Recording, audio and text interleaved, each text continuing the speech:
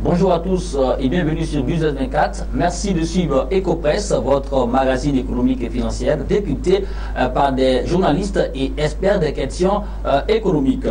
Les nouvelles dispositions fiscales prises par l'État de Côte d'Ivoire pour l'année 2018 font l'objet de critiques de la part du secteur privé. Les discussions sont actuellement en cours entre les deux entités, le patronat et les chambres consulaires d'un côté et l'État de Côte d'Ivoire de l'autre côté pour trouver des points d'entente. Pendant ce temps, la loi est entrée en vigueur depuis le 2 janvier et cette loi-là est appliquée. Quelles sont les dispositions nouvelles qui fâchent?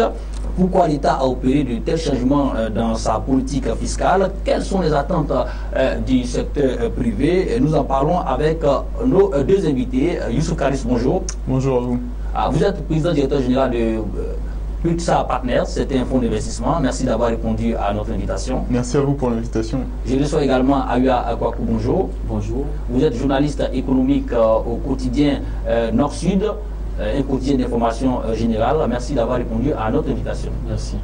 Alors, on se retrouve tout de suite pour la première partie de cette émission.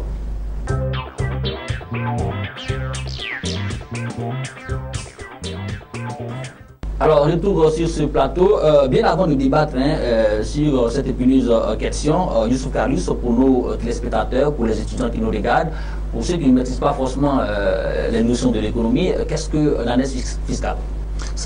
L'annexe fiscale, Paul, est un document, si vous voulez, qui réfère tout le dispositif fiscal nouveau. C'est-à-dire qu'on ne va pas revenir sur l'ensemble du code des impôts. Donc on va juste mentionner dans l'annexe fiscale l'ensemble des dispositifs, des dispositions qui vont être modifiées sur la nouvelle année, sur le nouvel exercice comptable.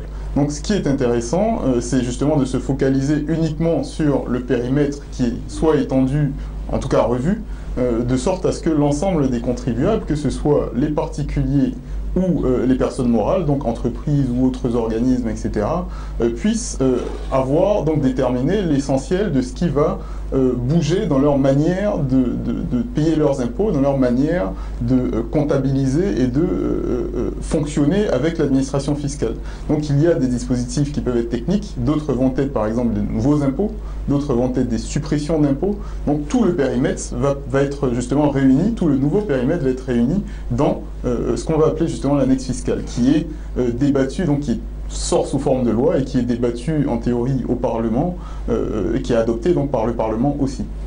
Oui, alors, à bien parcours, c'est quand même important de pouvoir revoir les tests pour aussi s'adapter à la dynamique de l'économie. Tout à fait, l'annexe fiscale, comme l'a dit le PDG de Poolstar, c'est bien ça.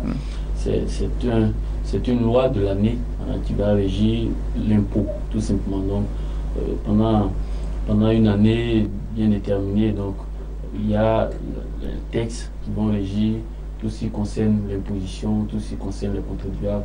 Donc, c'est bien que les députés s'y prononcent, et donc, parce que ce sont les représentants du peuple, et donc chaque année, au moment où on adopte le budget, il y a cette année fiscale-là qui également est débattue par nos représentants du peuple.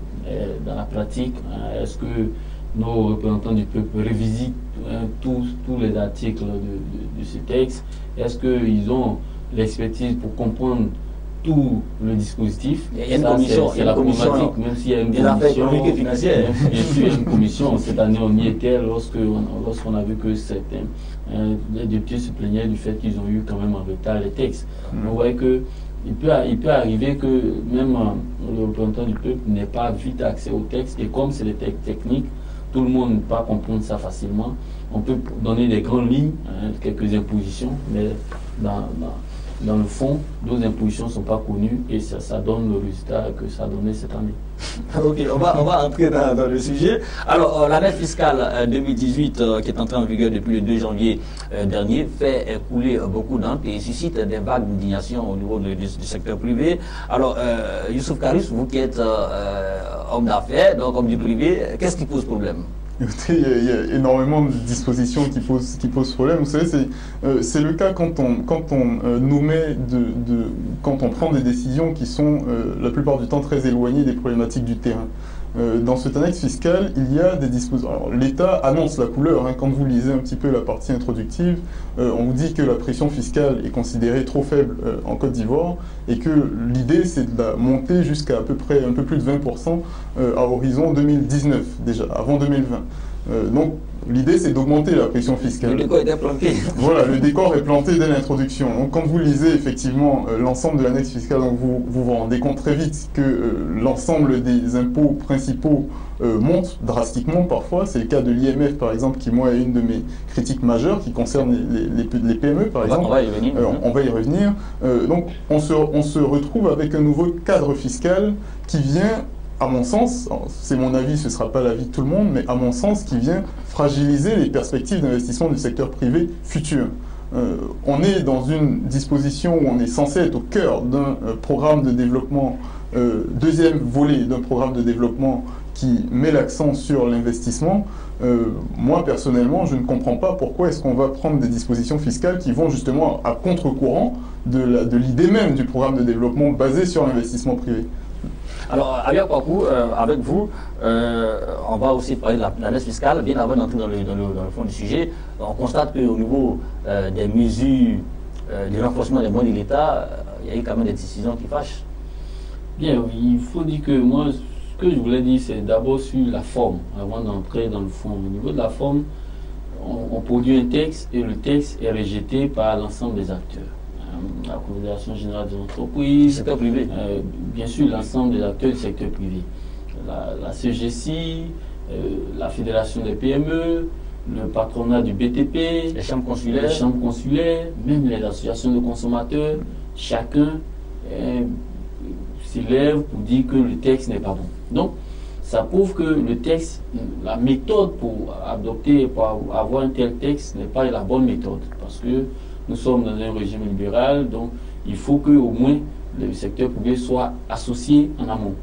Donc, ça manquait. Hein. C'est vrai qu'on a vu, on a assisté à un jeu de ping-pong où la DGI, à travers son directeur général, dit qu'il a associé le secteur privé. Le secteur privé, à travers ses représentants, dit qu'il n'a pas été associé. Donc, le secteur privé a fait des recommandations. Ça fait des recommandations. Donc, moi, c'est sur ce point d'abord que je voulais dire que c'est pas bon déjà, hein, qu'un texte si important puisse, d'abord dès son adoption, puisse soulever autant de récriminations, soulever autant de critiques. Donc, la démarche pour l'adoption n'a pas été sans doute la bonne démarche, point de vue formel. Et puis maintenant, il faut revenir peut-être à l'objectif. Pourquoi on a adopté un tel texte? Quel objectif on voulait atteindre? Est-ce que l'objectif c'était pour avoir plus de recettes fiscales, c'est uniquement? Ou bien est-ce que l'impôt, à travers notre imposition, est-ce qu'on voulait améliorer par exemple la création d'entreprises? Est-ce qu'on voulait améliorer la création d'emplois? Quels sont les objectifs qui étaient assignés à cette annexe fiscale? Alors bon, justement, hein, je reste avec vous, Abia Kwaku. Bien avant de décortiquer cette annexe fiscale, la Direction générale des impôts, hein, l'administration, la régie financière étatique en charge de la politique fiscale du pays, et ceux qui souscrivent aussi à cette nouvelle fiscalité-là, vous disent la Côte d'Ivoire, à travers ces tests, à travers ces nouvelles dispositions fiscales, essaie d'appliquer les directives de l'UEMOA, voilà, à la matière, puisqu'on a signé ces directives-là depuis 1998, nous étions à un taux vraiment bas et on essaie de faire comme les autres. Alors voici donc l'argument principal de la DGI, l'administration fiscale en charge de la politique fiscale de l'État. Oui, la DGI dit qu'elle veut respecter les recommandations de l'UEMOA et respecter ses engagements vis-à-vis du FMI, vis-à-vis de la Banque mondiale. Mais est-ce qu'il faut... Pour pouvoir respecter ces engagements-là, est-ce que c'est cette année uniquement qu'il faut... ce sont les textes de cette année qui peuvent nous permettre de respecter ces engagements. Est-ce qu'il ne faut pas aller progressivement? Est-ce qu'on doit faire toutes les impositions en même temps? C'est toute cette problématique-là, pour moi, qui a manqué, et pour moi, qui fait qu'aujourd'hui, nous sommes là en train de discuter, en train de dire est-ce que l'annexe fiscale est bonne ou pas. Et pour moi, si la question avait été posée, comment on procède pour pouvoir respecter nos engagements internationaux. Et donc bien sûr, quand on parle d'engagements internationaux, on est un pays. On doit savoir d'où on sort. On sort d'une situation de crise, c'est vrai, il y a 6 ans. Est-ce qu'aujourd'hui, les entreprises ont atteint les objectifs escomptés? On est un pays qui envisage créer plus de PME. Nous sommes à 40 000, on veut atteindre 20 000 à l'horizon 2020. Est-ce qu'avec ces tels tests, on peut aussi arriver à atteindre nos objectifs? Mais les autres pays de l'UEMOA ont les mêmes difficultés que nous, mais appliquent des taux quand même aussi plus élevés que nous. Mais est-ce que ces taux-là ont été appliqués simultanément? Est-ce que ça a été appliqué progressivement? Comment ça a été fait? Quelle est la voie? Aller progressivement. Il faut aller progressivement. Okay. On a l'impression que cette année, il y a trop de taxes. Moi, j'ai écouté le docteur Boudifo Joseph, président de la Fédération ivoirienne des PME, qui dit que les PME, il y a 36 articles sur les 42 qui sont défavorables aux PME. Comprenez que dès lors, il y a quelque chose qui ne va pas. Okay. Il ne peut pas avoir autant d'articles dans une année fiscale qui posent problème à la branche principale de notre économie. Parce que les PME, représentent plus de 90%, plus de 98% des entreprises en Côte d'Ivoire. Donc, est-ce que 36 articles contre les PME, vous voyez que c'est déjà... C'est aussi l'interprétation. Alors, Youssouf Kamis, appliquer les directives de l'UEMOA, c'est aussi important puisqu'on fait partie quand même d'une oui, vous savez, juste avant de revenir à cette question, il y a la problématique de la forme, effectivement, qui a été soulevée de M. Kouakou, je trouve intéressante. Juste 2 secondes pour revenir dessus. Okay. Juridiquement, ce qu'il faut comprendre, c'est que l'État n'a pas obligation à associer le secteur privé. Mais effectivement, là où je rejoins M. Kouakou, c'est que quand on est dans un environnement où on essaie justement de mettre l'ensemble de son secteur privé en confiance, on essaie justement de rester dans le compromis pour que le secteur privé soit à l'aise pour investir. Mais là, ce qui s'est passé, c'est que a priori, le secteur privé a été peut-être partiellement, peut-être totalement mis de côté au moment de l'élaboration des textes. Et effectivement, le ressenti du secteur privé aujourd'hui, c'est moi, je suis censé investir dans l'économie pour qu'on soit émergent en 2020, mais attention, le dispositif fiscal, il n'est pas stable. Et en plus, on ne m'associe pas. Parfait, voici le vice-président de la Chambre de commerce et d'industrie disait que les recommandations de la CCI n'ont pas été prises en compte. Ça peut être le cas. En fait, si vous voulez, le compromis, c'est ça. Le compromis, c'est on ne va pas accepter systématiquement tout ce que le secteur privé recommande. Mais par contre, il y a des négociations, il y a des discussions, de sorte à ce que le texte, globalement, qui ressort, soit globalement consensuel. Mais aujourd'hui, ce n'est pas le cas. Aujourd'hui, le texte qui est sorti n'a pas du tout été consensuel. Si vous êtes dans un cadre fiscal où, justement, je veux dire, l'État a vocation à ponctionner beaucoup plus de recettes pour un besoin X ou Y, on peut être dans une politique de récession, par exemple, et l'État essaie d'être beaucoup plus dur sur les finances publiques, ça peut arriver. À ce moment-là, effectivement, les textes consensuels ne vont pas sortir. L'État peut imposer des textes, des amendements fiscaux qui vont être défavorables pour le secteur privé pendant une certaine période, et après revenir dans un système consensuel dès lors que la crise est passée. Mais aujourd'hui, ce n'est pas le cas. Aujourd'hui, on n'est pas en crise économique en Côte d'Ivoire, loin de là. On est en train de promouvoir l'investissement privé, et moi, je trouve qu'on prend le contre-pied de la politique générale de l'État. Donc, il y a un problème. Bon. Donc ça c'est sur la forme. Mais respecter les accords aussi. Voilà, maintenant, pour revenir aux accords, moi je veux bien qu'on respecte les accords, à condition que ce qu'on appelle pression fiscale soit calculé convenablement. Aujourd'hui, la pression fiscale, 2016, les chiffres de 2016, c'est que la pression fiscale est autour de 15,6%, c'est ça, de mémoire. Moi, je vous mets au défi de trouver une entreprise ivoirienne qui, en termes de pression fiscale, individuellement, paye que 15,6% de sa valeur, de la valeur créée. En fait, cette statistique-là est mal calculée. Et ça, il faut que l'administration le comprenne. Parce que la pression fiscale, vous la calculez comment? Vous regardez les recettes fiscales, vous regardez votre PIB. Le PIB, il y a énormément de contributeurs au PIB qui ne sont pas enregistrés par l'administration fiscale, qui ne sont pas enregistrés, qui sont dans l'informel, justement. Donc, en réalité, le véritable taux de pression fiscale, il est bien au-delà des 15,6%. Donc, on nous dit le taux de pression fiscale est à 15,6%, on va le monter à plus de 20% en 2019, mais en réalité, pour ceux qui sont les véritables contributeurs aux recettes fiscales de l'État, ça va être énormissime. Ça va être énormissime. Donc d'abord, attelons-nous à avoir un secteur informel qui progresse vers son enregistrement dans le formel. L'enjeu, il faut augmenter l'assiette fiscale. L'enjeu, il est là. L'enjeu, il est là. Pour déjà avoir une économie qui est taxable, entre guillemets, il faut que l'ensemble de cette économie soit enregistré comme contributeur aux recettes fiscales. Première chose.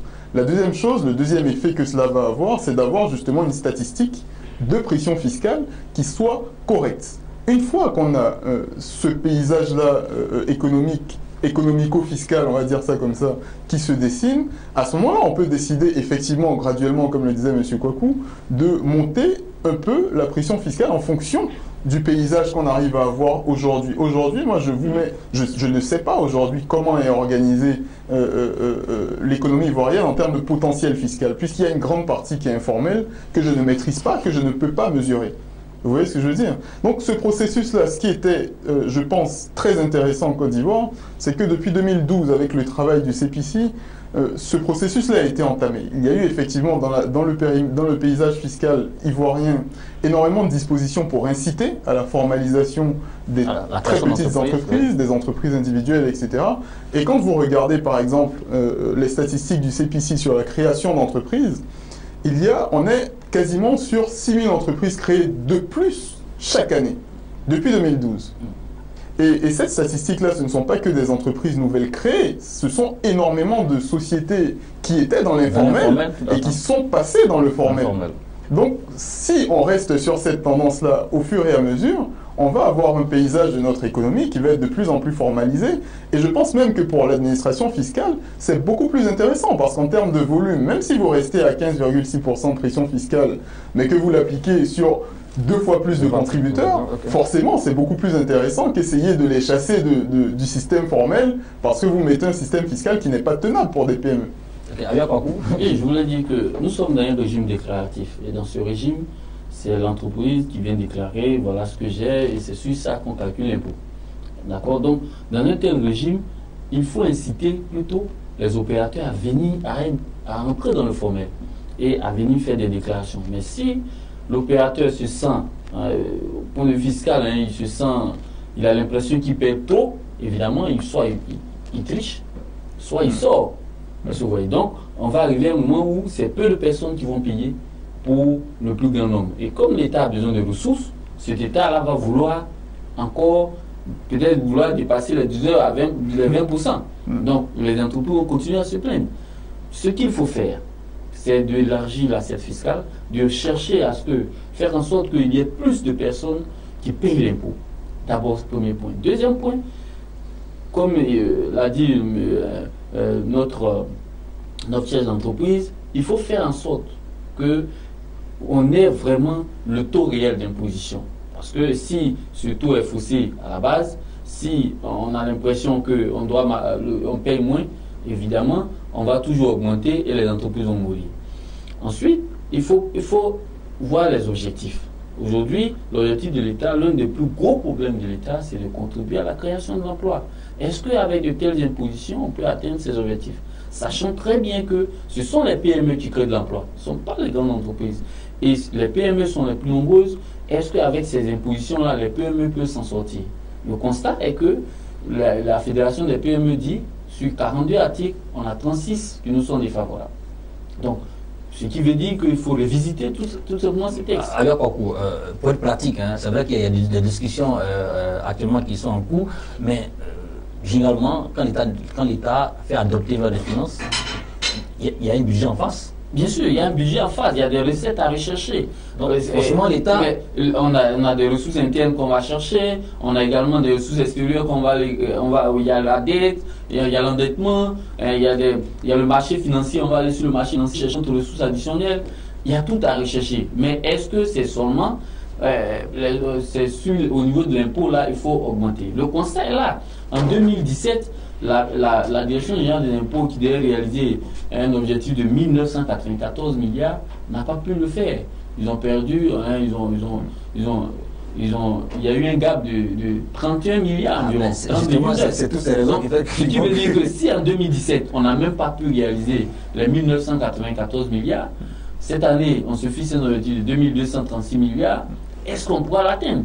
surtout que les entreprises déjà grognent. Est-ce qu'il va y avoir plus d'entreprises qui vont faire des déclarations correctes? Est-ce qu'il va y avoir d'autres petits artisans qui ont l'objectif d'entrer dans le formel, seront encouragés à y aller?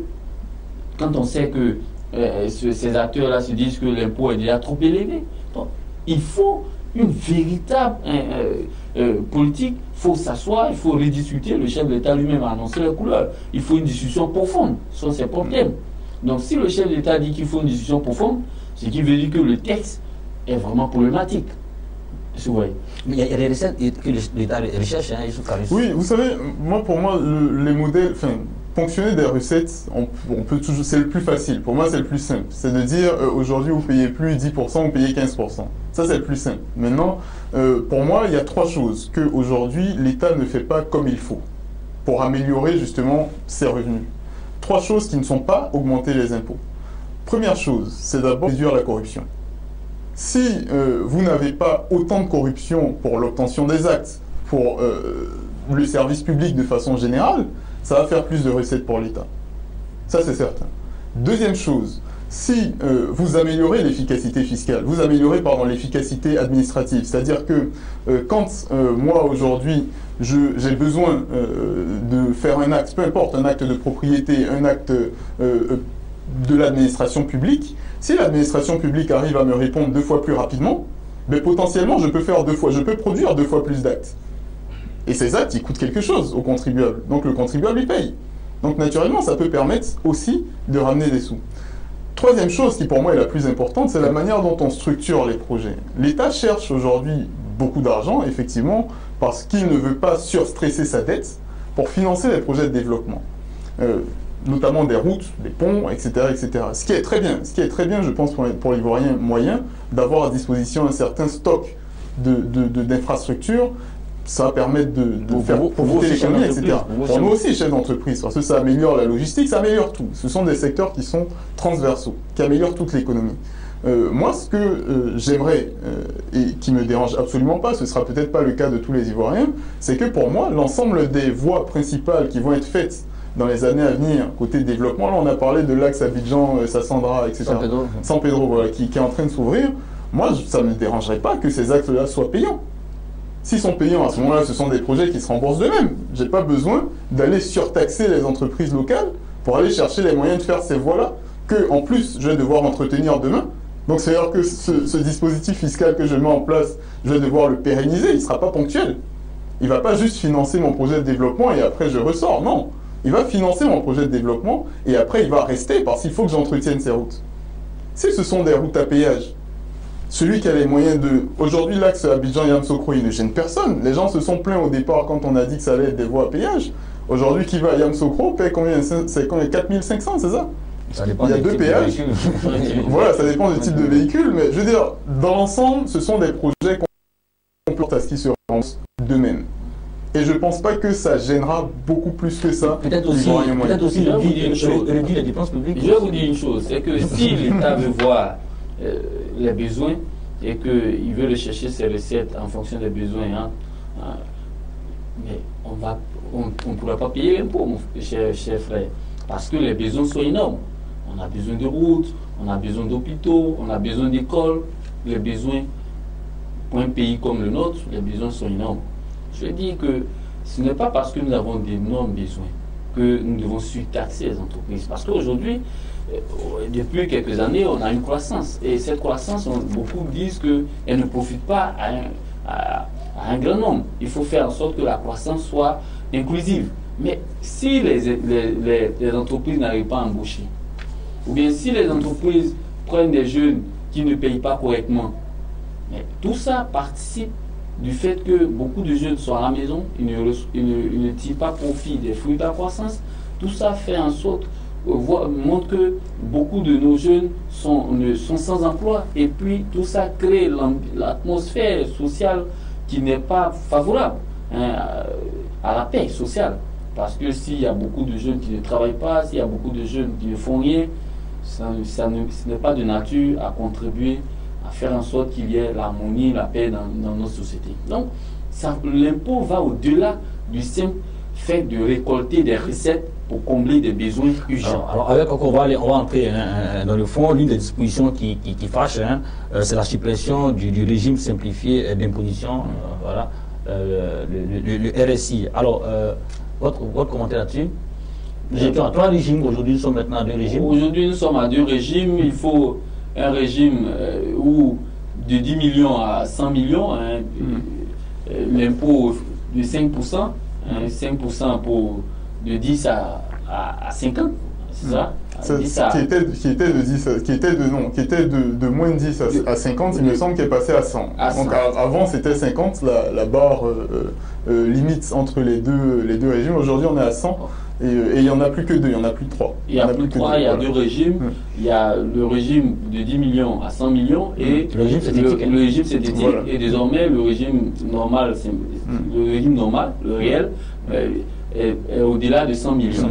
Bon, donc en fait avant il y avait 2 barres, il y avait 50 et 150, et maintenant aujourd'hui on a coupé la poire en 2, il y a 10 et 100.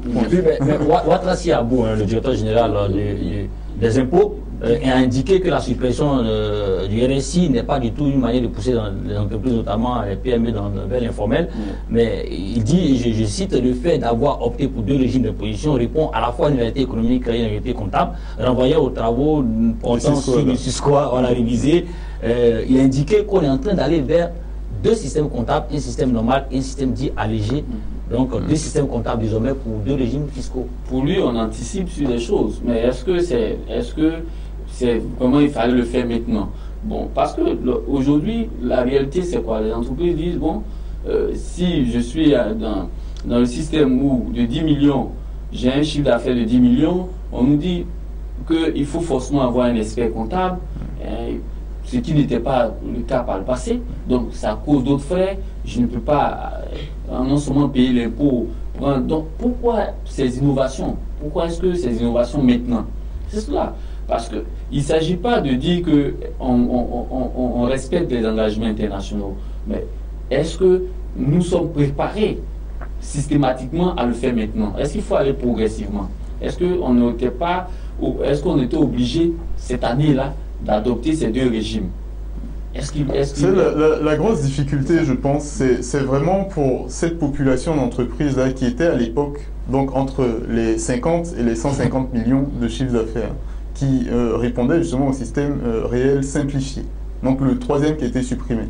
Ces entreprises-là, il y a 2 choses qui vont se passer pour elles. C'est soit elles vont tomber dans le régime réel, synthétique, soit elles restent dans le synthétique, soit elles passent dans la cour des grands, entre guillemets. Si elles passent dans la cour des grands, donc c'est toutes celles qui vont être au-dessus des 100 millions, là effectivement elles vont être surtaxées. Avec les contraintes. Elles vont avoir les mêmes contraintes que les gros, donc elles vont être surtaxées par rapport à leur taille respective. Et c'est ça qui est dangereux en fait.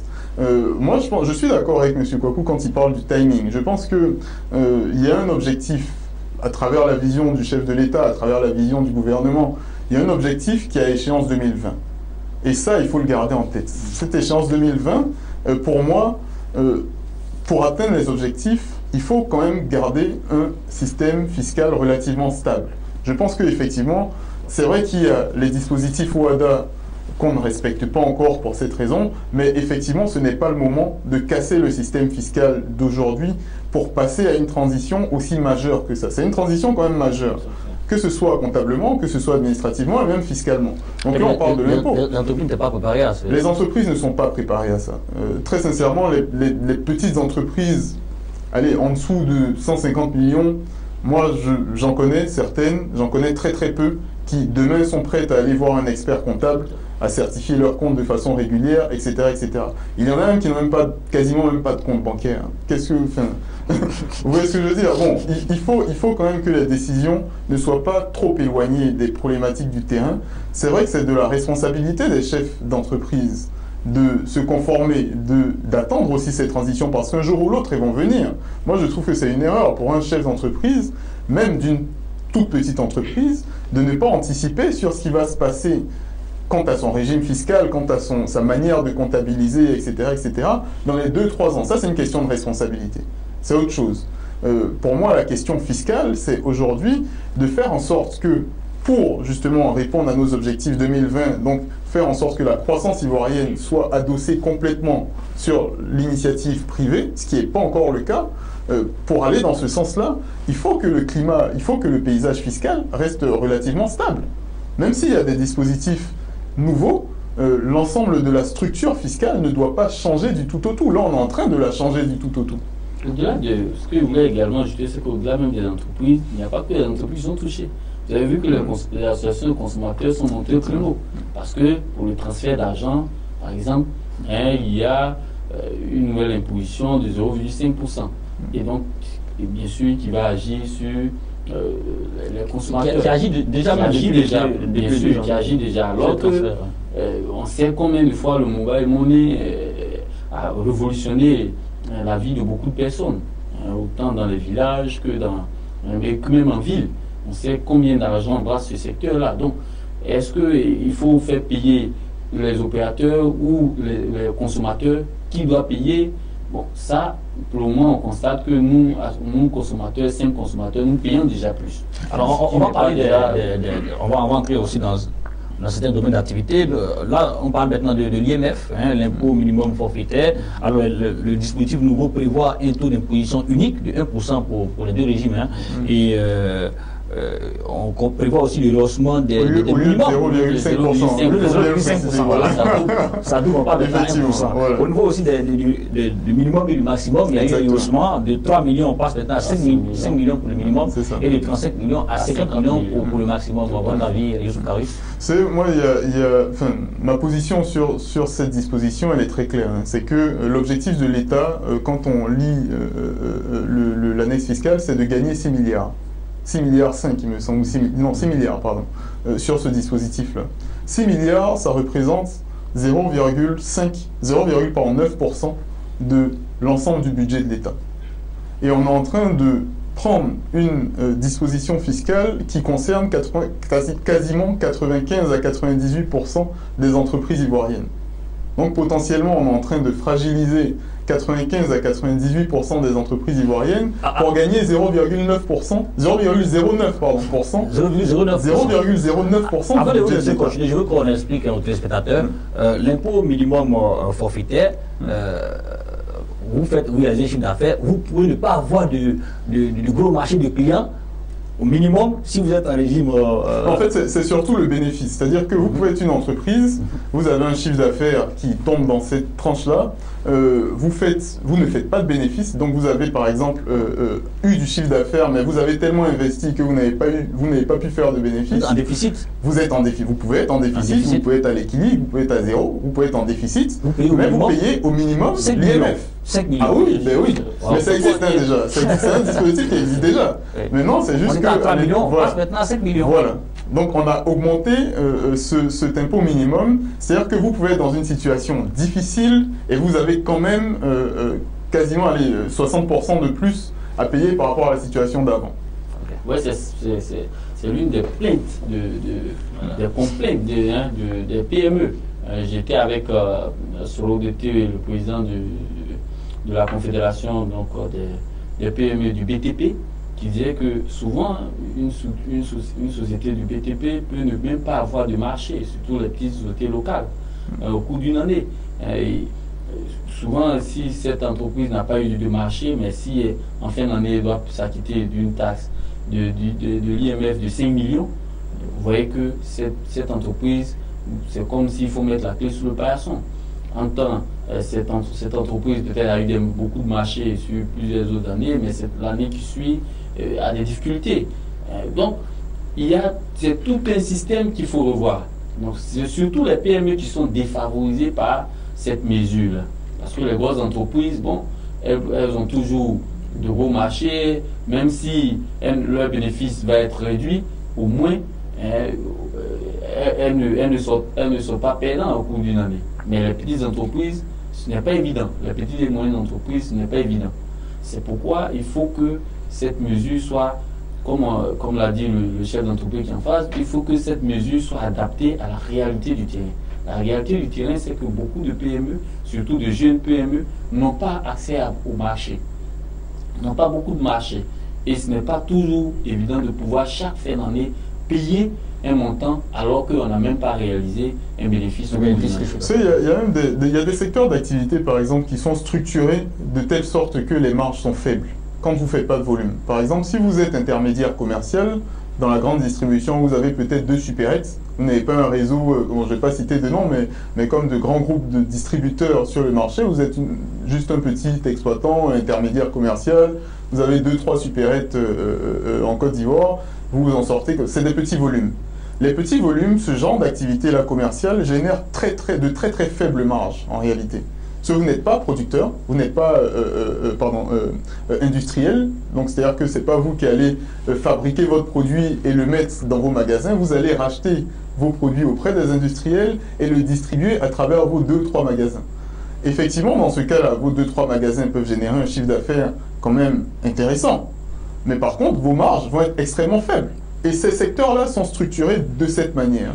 Vous faites de l'argent quand vous faites du volume. C'est comme ça. C'est-à-dire que si vous n'êtes pas un gros distributeur, vos marges sont faibles.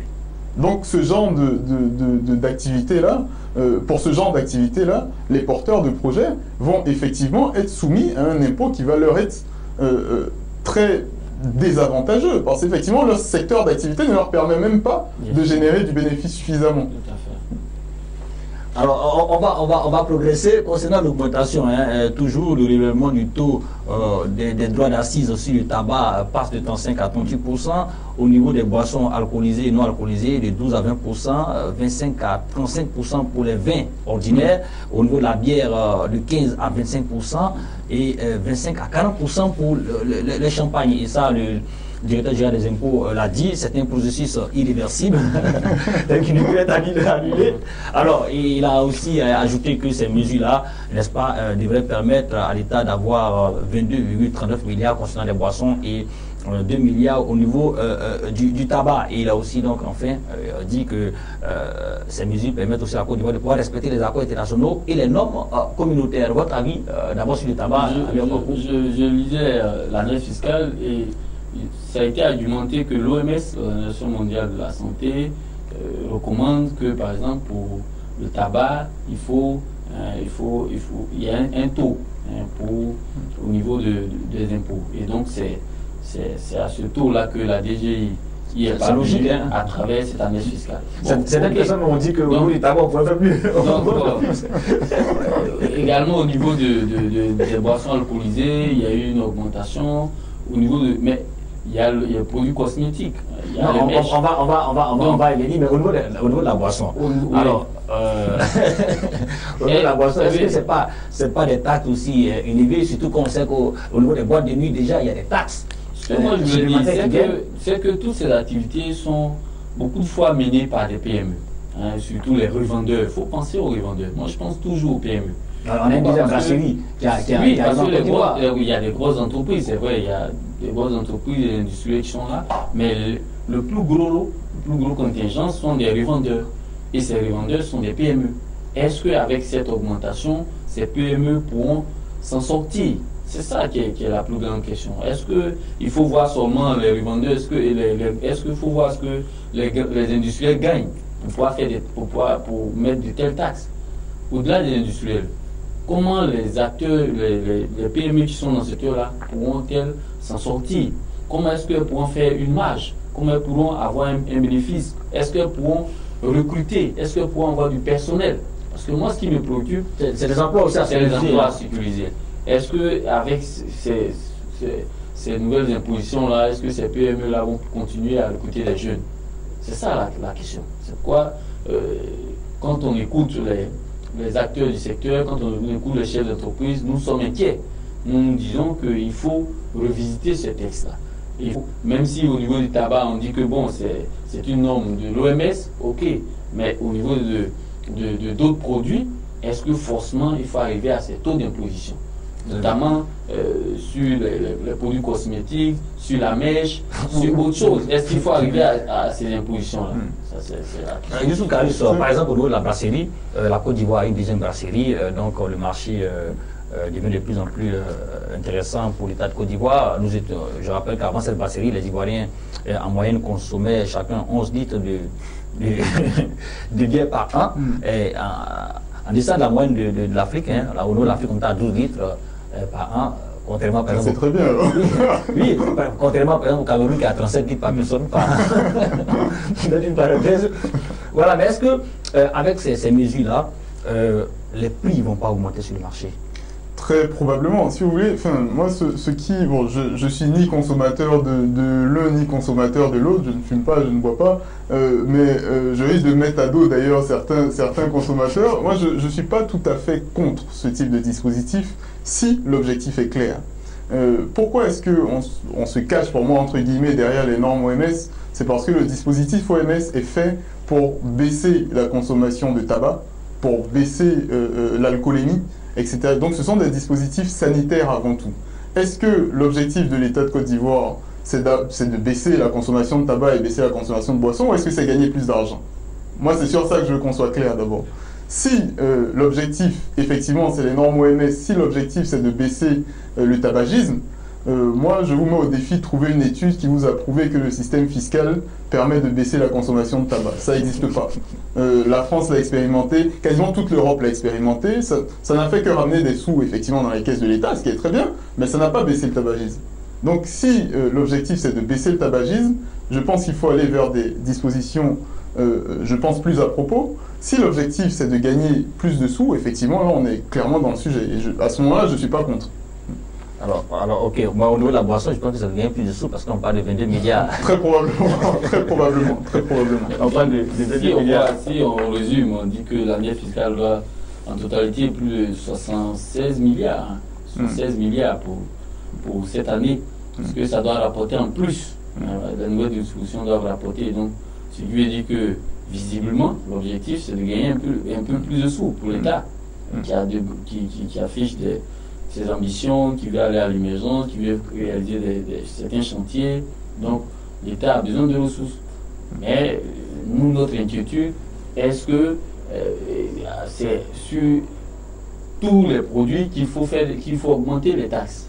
Est-ce que les PME, moi j'insiste sur les PME parce que c'est elles qui créent l'emploi, est-ce que les PME peuvent résister à toutes ces augmentations? C'est ça. Vous savez, il y a une disposition qui, pour moi, me tiendrait à cœur si elle existait. Je ne pense pas qu'elle existe. C'est tout ce qui concerne les produits cosmétiques éclaircissants. Bon, déjà, non, moi, j'en rigole pas parce que c'est un vrai fléau chez nous. On a déjà interdit la vente de ce type de produits-là qui sont néfastes pour la santé, il faut le dire à vos téléspectateurs, qui sont néfastes pour la santé. On en a interdit la vente en pharmacie. Aujourd'hui, quand vous allez en pharmacie, vous en voyez toujours. Bon, ça, c'est la première chose. Pour moi, ce qui serait le plus intéressant, c'est toutes les ventes hors pharmacie de ce type de produits. Pour moi, c'est là qu'il faudrait surtaxer. Mais je pense que c'est prévu les produits cosmétiques. Oui, mais pas l'ensemble des produits cosmétiques. Ce qu'il faut viser, c'est justement là où vous voulez interdire. C'est là où vous voulez limiter la consommation de produits éclaircissants, mais là, il faut mettre une taxe à 50% s'il le faut. Moi, je n'irai jamais critiquer une taxe à 50% sur ce type de produit. On dirait encore qu'il faut plus communiquer, il faut plus chercher à sensibiliser nos sœurs. Voilà, donc ça c'est... Vous qui allez beaucoup à l'intérieur du pays, assujettissement des mototaxis, à la contribution des patentes, les motos de 2 roues, 20 000 francs l'année. Oui, non, ça s'imposait. Il fallait que l'État cherche à engranger quelque chose. Bien sûr. Non, mais au-delà que ça soit florissant, il faut dire que ça commençait même à gêner. Dans certaines villes, aujourd'hui à Boaké, vous arrivez, il faut dire que les motos gênent énormément. Ça, il faut avoir le courage de le dire. Et même à Abidjan, vous voyez que beaucoup de nos policiers sont obligés de prendre des mesures drastiques pour faire un contrôle sévère, pour limiter le nombre de motos. Donc, ces impositions-là vont commencer à faire en sorte qu'il y ait un peu d'ordre. Les 3 roues commençaient à gagner du terrain, les gens commençaient à l'utiliser abondamment, sans aucune taxe. Cela n'est pas normal. Et les taxes qui ont été imposées là, les taxes qui ont été fixées pour ne sont pas... le niveau des taxes n'est pas trop élevé quand même. 25 000 francs pour les tricycles, 20 000 francs. Et pour les 2 roues, je pense que c'est pas ce n'est pas aussi élevé. Vu l'ampleur du phénomène, vu le fait que certaines de nos villes sont devenues des villes où il n'y a que les 3 roues. Pour moi, cette taxe, je ne suis pas vraiment contre. Alors on va, dernière question hein, pour terminer cette émission. Le secteur privé discute avec le patronat. Quelles sont, selon vous, les mesures les plus importantes si, par exemple, l'État devait faire des concessions quant à 2 mesures, par exemple, Youssouf Karis? Ouais, clairement, pour moi, ce serait l'IMF et effectivement la suppression du RSMP. Pour moi, c'est là où véritablement il faut que l'État bouge parce que je pense que l'État risque, si jamais le dispositif reste, l'État risque de faire fuir ces entreprises-là qui sont, via le CPC, aller sortir du formel. L'État va les faire fuir, très clairement. Parce qu'elles ont, pour la plupart, moins de 3 ans d'exercice véritable, je dirais, dans les règles. Elles ont moins de 3 ans d'exercice dans les règles. Et là, clairement, le dispositif actuel, on les fuit. Si l'État ne fait pas de concession sur ça, l'impact sera côté secteur privé, mais il sera aussi côté public, côté recettes fiscales. C'est effectivement ceux qui vont ressortir vont plus conduire aux recettes fiscales. Moi, je ne suis pas chef d'entreprise. Je vais prendre le mot, l'ancien patron de la CGC, Jean Kakoudiabou, qui disait que cette année fiscale était un recul. Et si c'était un recul, il revient à notre administration de s'asseoir, de voir ce qui ne va pas. Il faut extirper ce qui est à extirper pour que les entreprises puissent aller de l'avant, pour que le secteur, notre économie puisse aller de l'avant. Un secteur économique où il y a trop de taxes, où il y a trop d'impôts, on dit, comme le dit l'adage, trop d'impôts tue l'impôt. Et donc, vous convenez avec moi que nous allons aller dans l'informel. Beaucoup d'entreprises vont entrer dans l'informel et cela n'est pas de nature à contribuer à la modernisation de notre économie. Alors, merci à mes 2 invités d'avoir échangé avec nous sur l'année fiscale 2018 hein, qui est discutée par le secteur privé.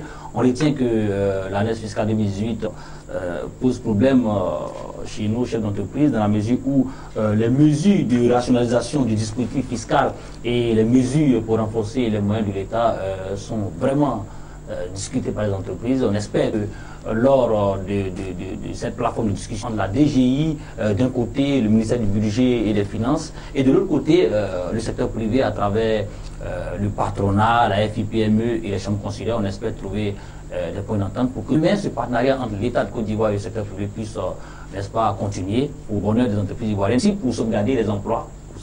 Et encourager les jeunes qui veulent aussi se lancer dans le plan d'entrepreneuriat à pouvoir le faire aisément. Merci donc d'avoir suivi cette émission. Après que nous étions avec Alia Kwaku, il est journaliste économie à Nord Sud, le quotidien, un quotidien ivoirien d'information générale. Merci d'avoir répondu à notre invitation. Merci, nous étions également avec Youssouf Karis, il est président directeur général de Plus sa partenaire, c'est un fonds d'investissement. Merci d'avoir défendu les chefs d'entreprise. Voilà, quant à vous, téléspectateurs, on se retrouve. J'ai essayé d'être neutre, j'ai été neutre. Ok. On se retrouve pour d'autres émissions d'EcoPresse. Sur ce, bonne suite de programme sur Business 24.